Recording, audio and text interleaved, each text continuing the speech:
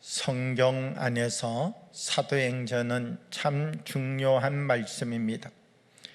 이 사도행전의 역사는 중심을 바꾸는 것으로부터 시작합니다. 예수님께서 3년의 공생애를 펼치시고 수많은 이적과 기적을 일으키셨습니다. 예수님께서 친히 말씀하시고 또 수많은 비유들을 통하여 깨닫게 하셨습니다. 그러나 이와 같은 기적과 말씀 속에서 사람들이 변화되고 완성되어졌던 것은 아닙니다. 은혜를 받았을 때도, 전도를 할 때도, 떡을 나눌 때에도 예수님과 늘 한 자리에 있었고 한 공간에 머물러 있었지만 끝끝내 생각이 달랐던 사람들, 중심을 바꾸지 못한 채 3년의 시간을 모두 다 보내버리고 말았던 제자들의 모습을 사복음서 제일 마지막 순간까지 기록하고 있다는 것입니다. 이렇게 무거운 이야기를 사도행전의 역사는 반전시켜내고 있다는 것입니다. 사도행전은 예수님이 부활하셨다는 이 제자들의 삶의 모습의 변화로부터 시작합니다. 하나님의 성령의 역사 속에서 이들의 중심이 바뀌어지게 될 때 하나님의 역사가 이들을 통하여 일어나기 시작하였다는 것입니다. 각 사람의 머리 위에, 그 자리에 있는 한 사람 한 사람 머리 위에 성령의 임재와 역사가 기름 부어졌다는 것이죠. 그랬더니 어떤 마음을 가지고 여기에 왔던지, 어떤 생각의 자세를 가지고 이 120명 모여서 기도하던 마가의 다락방에 들어왔던지, 들어온 모든 사람에게는 하나님의 역사가 일어났다는 것입니다. 그러면 이 자리에 들어와서 앉아 있었던 이것이 이들에게 복이고 이들에게 축복이고 이들에게 은혜인 것이지요. 아직 중심이 바뀐 것 아니에요. 자기 중심적 힘을 가지고 있는 각각의 사람들이 마가의 다락방에 모여서 기도를 하였는데, 성령이 임하고 나자 각각 자기가 가지고 있던 중심이 예수 그리스도 중심으로 바뀌는 역사가 일어나게 되었다는 것입니다. 다 자기의 모양과 모습대로 살아가던 사람들이었습니다. 하나님의 성령의 역사가 임하고 나니까, 하나님의 말씀과 은혜가 기름 부어지고 나니까 이 120명의 사람들이 중심이 바뀌어지는 역사가 일어났다는 것입니다. 오늘 사도행전 4장의 말씀을 보게 되면 이 4장의 말씀 속에 베드로와 요한의 모습을 볼 수 있습니다. 베드로의 이 늠름한 모습을 우리가 볼 때 이 제자가 정말 예수님이 십자가에 못 박히실 때에 예수님을 부인하고 도망갔던 제자가 맞는지 의심스럽습니다.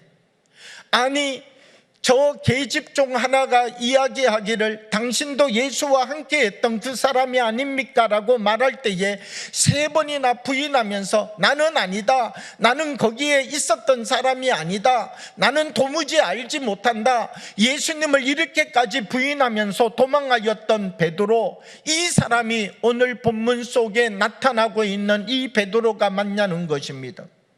사도행전 4장 18절과 19절의 말씀을 보면 그들을 불러 경고하여 도무지 예수의 이름으로 말하지도 말고 가르치지도 말라 하니, 베드로와 요한이 대답하여 이르되 하나님 앞에서 너희 말 듣는 것이 하나님 말씀 듣는 것보다 옳은가 판단하라, 이렇게 대답하였다는 것입니다.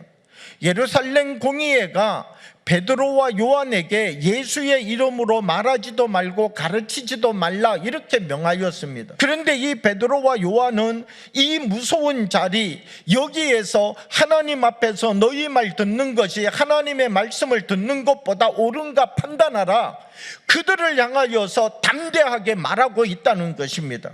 완전히 달라진 베드로와 요한의 모습을 우리는 여기에서 발견하게 된다는 것이죠. 그럼 이 베드로와 요한은 어떻게 바뀐 사람이 되었습니까?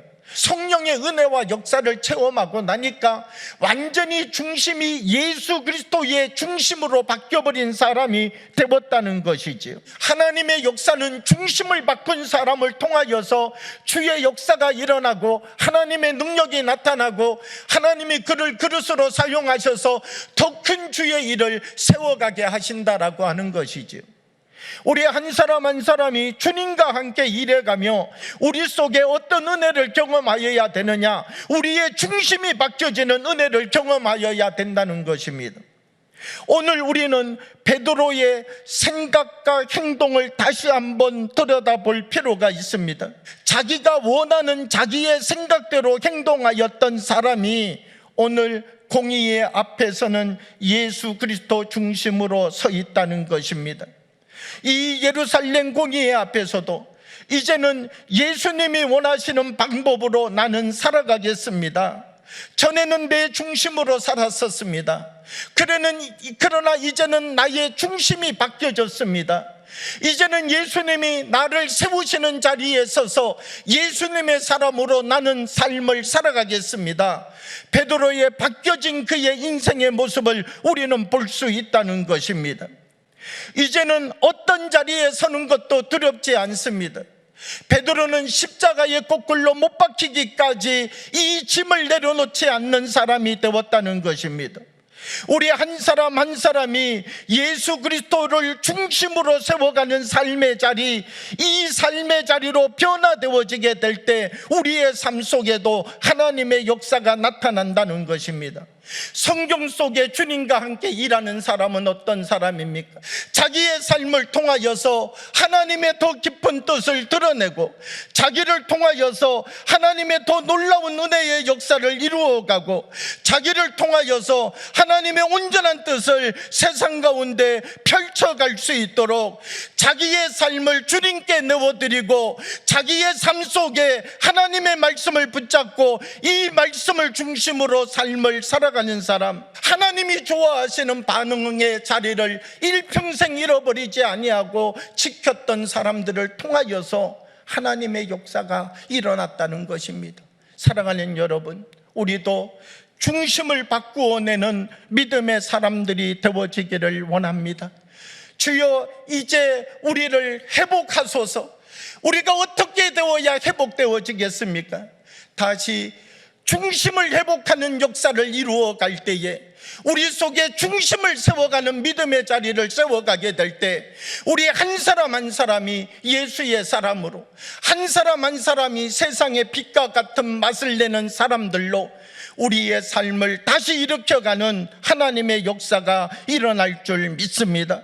베드로, 이제는 내가 좋아하고 또 내게 반응하는 삶을 살아가는 사람이 아니라 하나님이 좋아하시고 하나님께 반응하는 삶을 살아가는 삶으로 자기의 중심을 바꾸었던 사람, 이 베드로를 바라보면서 우리도 중심을 바꾸어내는 은혜가 우리의 삶 가운데 주어지기를 원합니다.